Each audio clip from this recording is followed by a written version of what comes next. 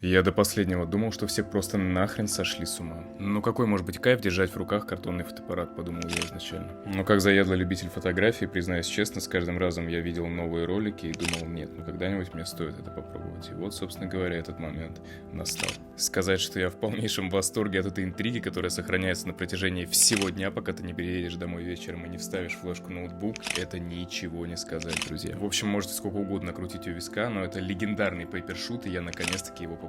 Только посмотрите, какие невероятные атмосферные снимки получаются на этот маленький картонный фотоаппарат. В первый же съемочный день я получил с десяток различных вопросов от зевак, что же это такое, но и помимо всего прочего не успокоился до тех пор, пока не высадил аккумулятор в абсолютный ноль.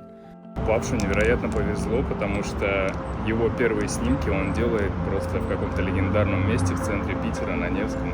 В общем, друзья, фотографы, не знаю, с чего кайфуете вы, но я теперь буду однозначно кайфовать с того, что в моем кармане всегда будет лежать этот маленький картонный фотоаппарат.